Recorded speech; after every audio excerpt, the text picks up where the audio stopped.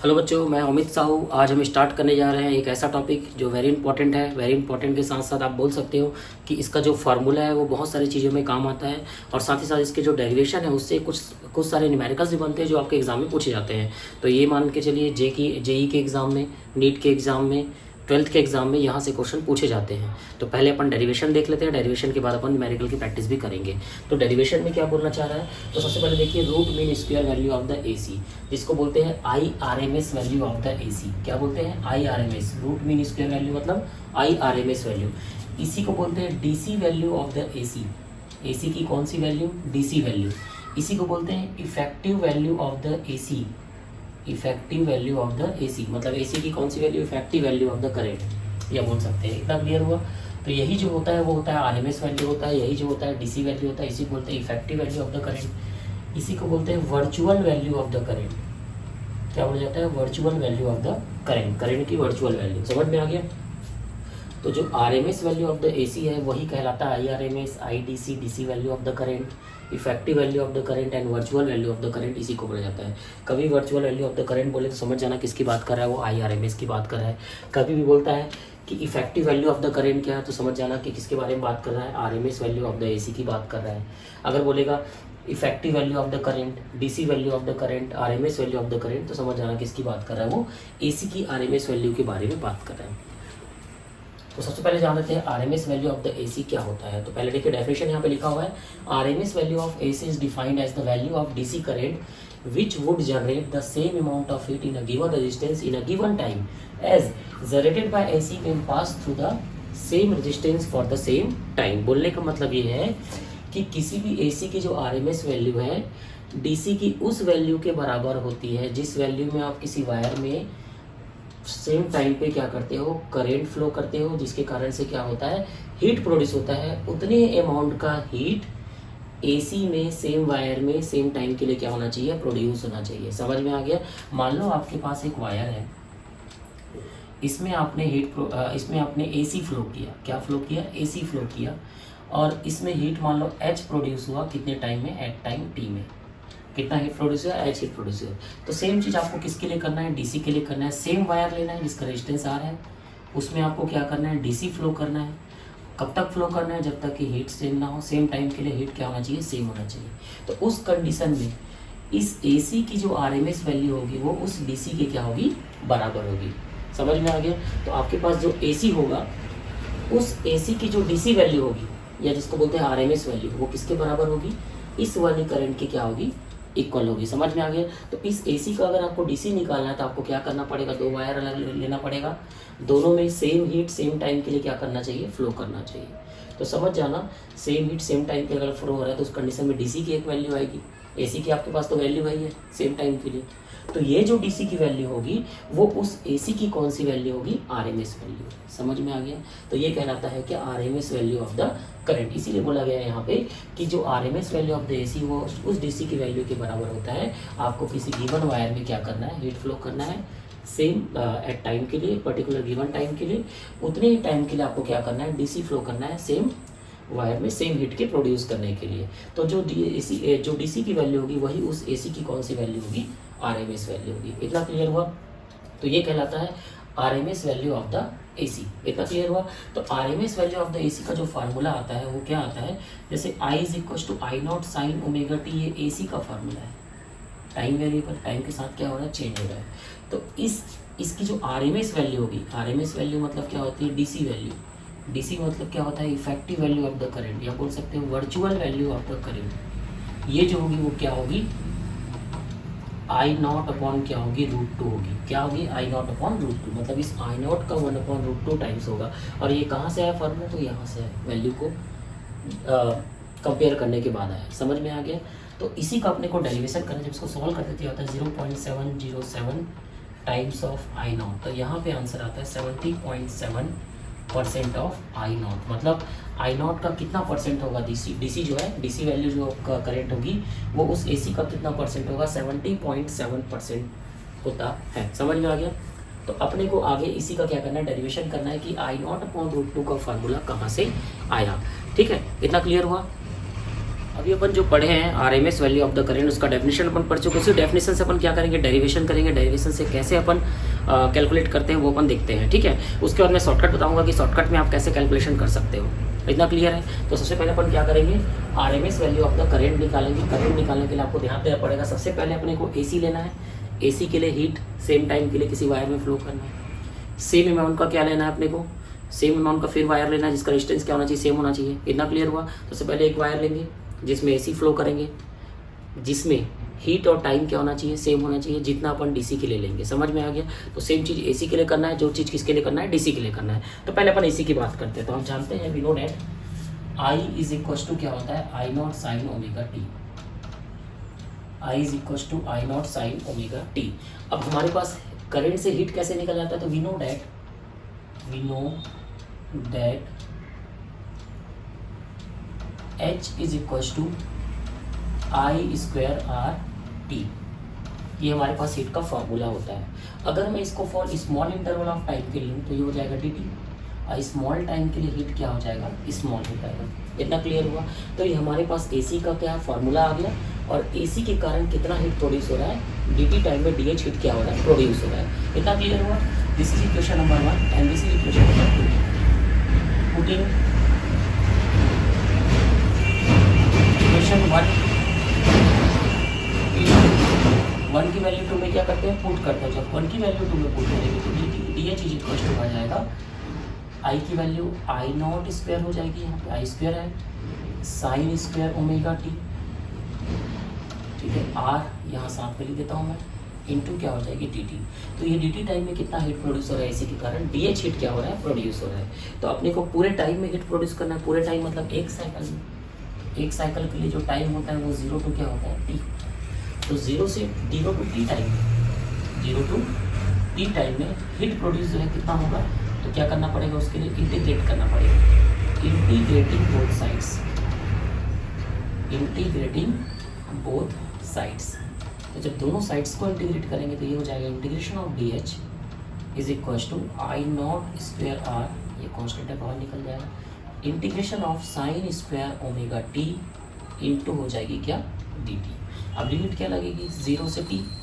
और integration of D H क्या होता है, एच होता है जो अपने को कैलकुलेट करना है। इतना क्लियर हुआ। तो एच की वैल्यू हमारे पास क्या आ गई, आई नॉट स्क्वायर आर, और यहाँ पे आ गया 0 to T sine square omega T into क्या आ गई, डी टी आ गई। ठीक है। तो सबसे पहले अपने को साइन स्क्वायर ओमेगा टी को इंटीग्रेट करके सॉल्व करना है। तो मैं यहाँ पे सॉल्व करता हूँ, फिर आगे इसकी वैल्यू यहाँ पे पुट कर दूंगा। तो where 0 to T sine square omega T is equal to, जब अपन सॉल्व करते तो ये आता है t/2 आता है ना। सॉरी यहाँ पे dt लगा दीजिए। dt जब इसको इंटीग्रेशन किया जाता है तो यहाँ पे क्या आता है, t/2 आता है। तो कैसे आता है, ध्यान से देखिए। इसको मैं सॉल्व करके आपको दिखाता हूँ। 0 to T sine square omega T into D T.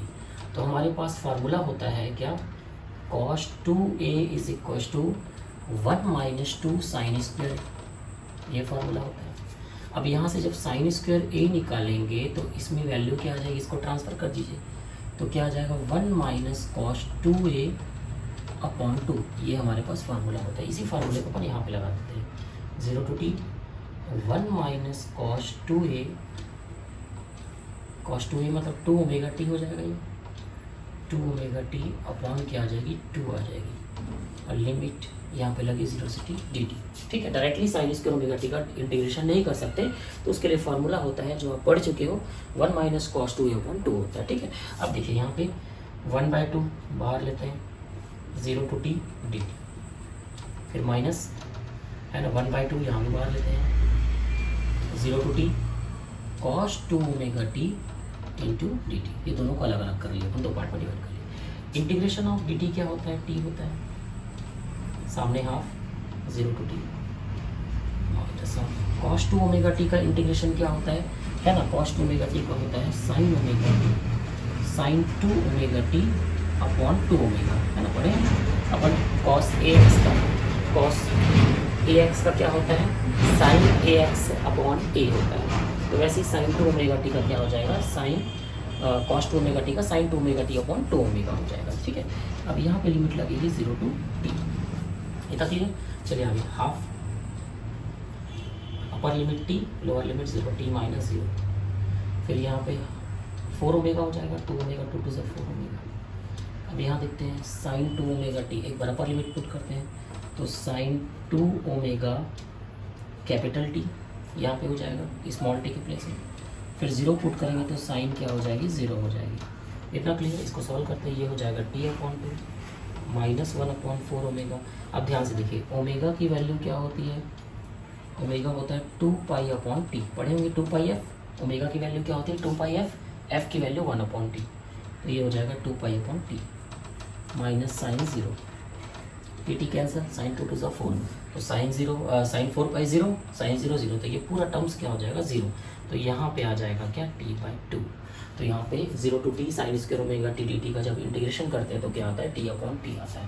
तो इसीलिए मैंने यहाँ पे क्या लिख दिया, डायरेक्टली t अपॉन टी लिख दिया। अब इसको जल्दी से नोट कर लीजिए, नोट करने के बाद अपन आगे फिर इसको कंटिन्यू करेंगे। जल्दी से नोट करिए इसको। इतना क्लियर हो गया। तो साइन स्क्वायर ओमेगा टी को जब 0 से t में क्या करते हैं, इंटीग्रेट करते हैं, तो उसकी वैल्यू आती है t अपॉन 2, ये आप नोट कर लीजिए।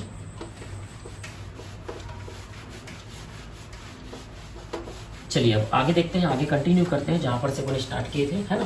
तो यहाँ पे हमने सॉल्व करके आपको दिखा दिया कि sign square omega T D T की जो 0 to t में इंटीग्रेशन होता है वो कितना आता है, t अपॉन 2 आता है। तो यहाँ पे h की वैल्यू आ जाएगी क्या, I naught square r into T upon 2, equation number 1, equation number 3। तो ये जो वैल्यू आई है वो कहाँ से आई है, आपकी AC की वैल्यू को, AC की वैल्यू से हीट कैलकुलेट की है। मतलब ये जो वैल्यू है वो कौन सी वैल्यू है, AC की हीट की वैल्यू है। अब सेम चीज अपन किसके लिए करेंगे, DC के लिए। तो यहाँ पे लिखते हैं if IRMS represent, if IRMS represent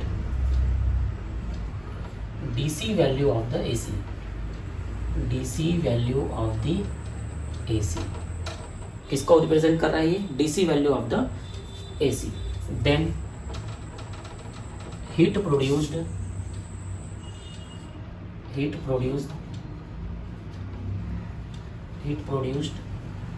in wire, इसका रेजिस्टेंस क्या है, R है, in the given time T, in the given time T, same time के लिए अपन क्या कर रहे हैं, गिवन टाइम t टाइम के लिए यहाँ पे भी लिए 0 to t टाइम के लिए। तो सेम चीज किसके लिए थे, AC के लिए। अब उसी को किसके लेंगे, DC के लेंगे। अब DC फ्लो करेंगे सेम हीट के लिए, सेम वायर के लिए और सेम टाइम t के लिए। तो हीट का फार्मूला होता है H is equal to I square R T. देखिए हीट सेम है, H रेजिस्टेंस सेम है, टाइम भी सेम है, बट वो जो है कौन सी वैल्यू होगी, करंट जो है DC value, that is RMS value. समझ में आ गया। तो आपने भी DC फ्लो किया सेम चीज के लिए, तो मैंने बताया था आपको एक बार AC लेना है सेम रेजिस्टेंस पे, सेम हीट के लिए, सेम टाइम के लिए। क्लियर हो गया। और उसी के लिए क्या लेना, आपको DC भी लेना है सेम हीट के लिए, सेम रेजिस्टेंस के लिए, सेम टाइम के लिए। इतना क्लियर हुआ। तो जो DC की जो वैल्यू होगी वही उस AC की कौन सी वैल्यू होगी, RMS वैल्यू होगी। तो अपन वही चीज कर रहे हैं, उस DC की ये कौन सी वैल्यू होगी, RMS वैल्यू हो गई। इतना क्लियर हो गया। तो उस AC की वो कौन सी वैल्यू है, RMS वैल्यू, जिसको बोलते हैं DC वैल्यू। तो यहाँ से जो IRMS का फॉर्मूला आएगा वो किसके लिए आएगा, उस AC के लिए आएगा। किसके लिए, उस AC के लिए, क्योंकि कंडीशन अपन सेम लेके चल रहे हैं according to definition. This is equation number 4। अब क्या करेंगे, देखिए 3 और 4 दोनों सेम है, heat same amount of heat लेना है अपने को। तो कंपेयरिंग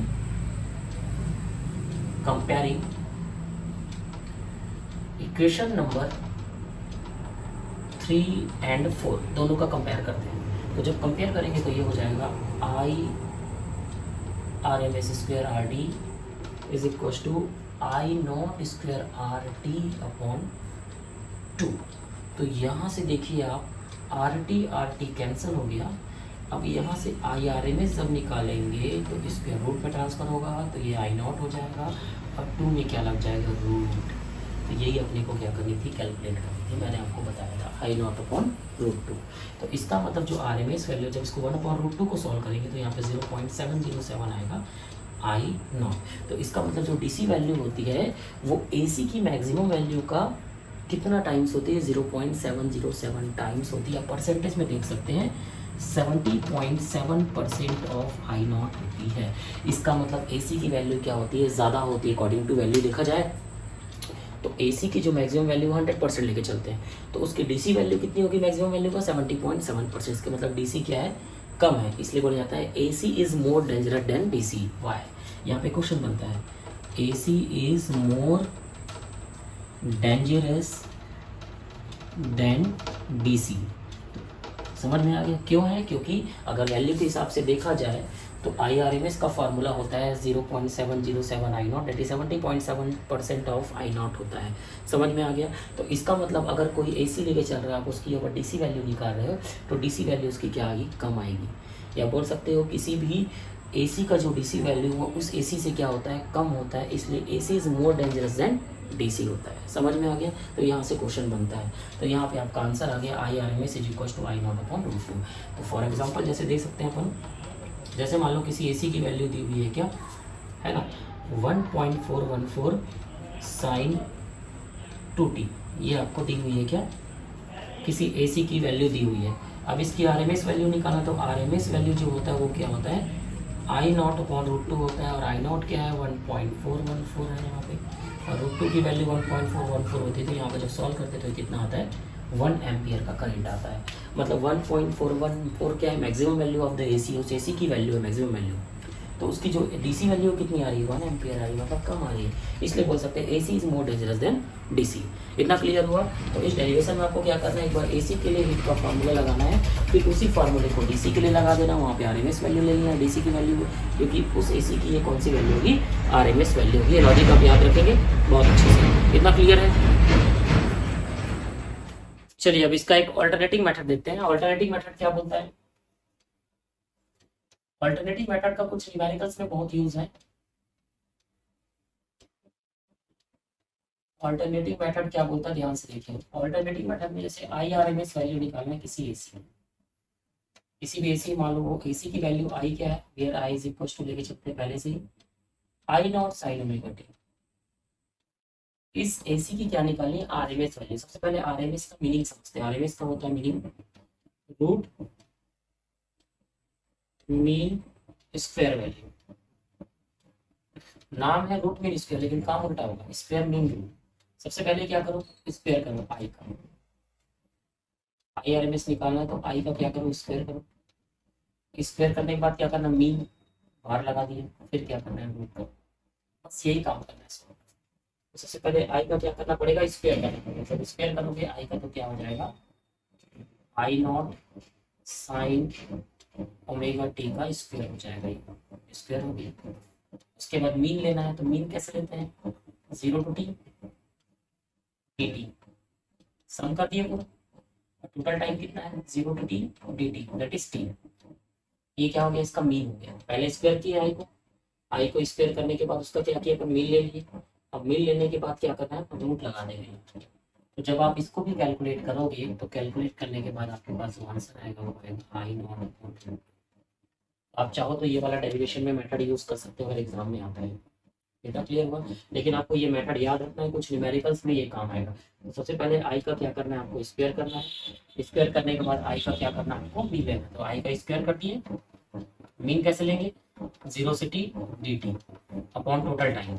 मीन वैसे निकालते हैं, टोटल सबको ऐड करते हैं, टोटल टाइम से क्या करते हैं, डिवाइड करते हैं। 0 to t dt at t, this is equals to t, and last में क्या करना है, मीन करना है। This is called RMS value of the current. तो ये अल्टरनेटिव मेथड है, आप चाहो तो ये मेथड यूज कर सकते हो, बट न्यूमेरिकल के लिए काम आएगा, तो इसको आप याद रखेंगे। इतना क्लियर हुआ सबको। चलिए एक न्यूमेरिकल देखते हैं। न्यूमेरिकल से आपका कॉन्सेप्ट और भी अच्छे से क्लियर होगा। क्या बोला जा रहा है, calculate the RMS value of the current given by I is equal to 8 sin omega t plus 6 sin 2 omega t ampere. ये आपको दिया हुआ है, इसकी RMS वैल्यू निकालना है। तो सबसे पहले चेक करना है इसमें इक्वेशन कितने हैं। तो इसमें ये वाला फर्स्ट इक्वेशन, ये वाला सेकंड इक्वेशन। कितना क्लियर हुआ। तो सबसे पहले अपन क्या निकालेंगे, जब RMS वैल्यू निकालते हैं, अगर दो इक्वेशन दिया हुआ है तो दोनों इक्वेशन के लिए जब IRMS निकालते हैं तो IRMS दोनों का रिजल्टेंट निकलता है। क्या निकलता है, रिजल्टेंट। तो रिजल्टेंट कैसे निकालते हैं, तो IRMS 1 square plus IRMS 2 square. कितना क्लियर हुआ, ये अंडर रूट। तो इस तरीके से अपन क्या निकाल सकते हैं, RMS वैल्यू निकाल सकते हैं दोनों का। दूसरा तरीका ये होता है कि ये तो फर्स्ट तरीका हो गया। अब ये सेकंड तरीका। सेकंड तरीका क्या होता है, आपको पता है अगर आई आर एम एस निकालना है तो क्या करना पड़ता है, आई आर एम एस का मतलब आई का स्क्वायर करो, मीन करो और अंडर रूट लगा दो। तो इसका स्क्वायर कैसे करेंगे, स्क्वायर करने के लिए 8 sine omega T plus 6 sine 2 omega T, इसका स्क्वायर कर लेते हैं। स्क्वायर करने के बाद क्या करते हैं, इसका मीन है ना, R M S root mean square, mean या मीन कैसे लेंगे, 0 टू टी टाइम एक साथ लेंगे, 0 to T into D T, ये मीन हो गया। फिर क्या, तो भैया इसको देख के तो बायो वाले वैसे भी नर्वस हो जाते हैं, है ना, इंटीग्रेशन का पैटर्न है। तो आप इसको चाहो तो ऐसा A plus B whole square, A square plus B square plus 2 भी करके सॉल्व करके कैलकुलेट करके इंटीग्रेट कर सकते हैं। तो ये दूसरा तरीका हो गया। तो मेरे ख्याल से दूसरा तरीका काफी कॉम्प्लिकेटेड के साथ साथ क्या आपको बहुत सारी चीजें इसमें ध्यान रखनी पड़ेगी, गलतियों की संभावना ज्यादा है। तो ये वाला मेथड आई थिंक क्या है, बेटर है। तो इससे आप सॉल्व करोगे तो जो आंसर यहाँ पे आएगा वो सेम आंसर यहाँ पे भी आएगा। तो ये हो गया लॉन्ग तरीका। कई बार इसको क्या अपन यूज करते हैं किसके लिए, जब डीसी वैल्यू दी रहती है साथ में, तो जब एसी वैल्यू प्लस डीसी एक साथ दी हुई है, दोनों को मिला के अगर आपको आरएमएस वैल्यू निकाला तब इस मेथड का यूज करते हैं। आगे के क्वेश्चन में बताऊंगा आपको कैसे करते हैं, ठीक है। लेकिन यहाँ पे फिलहाल तो दोनों एसी है, तो उसके लिए I R M S one निकालो, I R M S two निकालो। तो I R M S one क्या होगा, I R M S one I naught upon root two, formula क्या होता है आई आर एम एस का भी पढ़े, I naught upon root two. I R M S one क्या हो जाएगा, आई नॉट क्या है, आई नॉट साइन ओमेगा, ये भी क्या है आई नॉट साइन, पहले वाले का आई नॉट 8 है, दूसरे वाले का 6, 8 अपॉन क्या हो जाएगा root. Second I R M S two निकालना है, I R M S two कैसे निकालेंगे, आई नॉट 6 अपॉन क्या हो जाएगा 8 upon root two whole square plus 6 upon root two. इसको सॉल्व करेंगे, 8 8 64 अपॉन 2, 6 6 36 अपॉन करेंगे 32 प्लस 18 कितना कितना आ गया आंसर, रूट 50 आ गया। रूट 50 को कैलकुलेट करोगे 7.07 करेक्ट, ठीक है। तो इस एसी की जो आरएमएस वैल्यू होगी, डीसी वैल्यू, वो कितनी होगी 7.07 एम्पियर। अगर किसी को ये टफ लगा तो आप ये वाला मेथड यूज कर सकते हैं। इसमें इंटीग्रेशन करना पड़ेगा, इंटीग्रेशन करने के बाद सॉल्व करना पड़ेगा, लिमिट लेके कंप्लीट सॉल्व करोगे तब जाके आपका यहाँ पे आंसर आएगा 250 आएगा। इतना क्लियर हुआ। तो मेरे ख्याल से आप ये वाला मेथड यूज करिए, ये वाला मेथड यूज करोगे तो आपको किसी भी टाइप की दिक्कत नहीं होगी और सॉल्व करने में भी आसानी होगी। इसको नोट कर लीजिए, बहुत अच्छे से, बहुत अच्छा क्वेश्चन है ये। इस टाइप के क्वेश्चन जेई और नीट के एग्जाम में पूछे जाते हैं। इतना क्लियर हुआ। चलिए अब नेक्स्ट क्वेश्चन देखते हैं। नेक्स्ट क्वेश्चन क्या बोलना चाह रहा है, a current is made of two components 3 ampere DC current, मतलब जो 3 एम्पीयर का डीसी करंट है and N AC component is given by 4 sin omega T. What is the RMS value of the current. दो current दोनों को mix किया जा रहा है मैडम, है ना, करंट है, एक करंट मान लो क्या है आई आर लेके चलते हैं, करंट है, ये दो करंट के कॉम्बिनेशन के मिलकर बना हुआ है, एक 3 एम्पीयर डीसी का combination plus 4 sin omega T AC के कॉम्बिनेशन से मिलकर बना हुआ है। What is the RMS value of the current, इस करंट की आरएमएस वैल्यू निकालना है। पहला मेथड क्या बोलता है हमारा, आपको यदि आई आरएमएस निकालना है तो क्या करो, आई आरएमएस वन का स्क्वायर कर दो, दो है तो आई आरएमएस टू का स्क्वायर कर दो, है ना भाई। इस तरीके से आप क्या करते हो, दोनों को सॉल्व करो तो यहाँ से आपका आंसर निकल जाएगा। ये फर्स्ट मेथड हो गया। अब सेकंड मेथड क्या बोलता है, मैंने आपको बताया था सेकंड मेथड क्या बोलता है।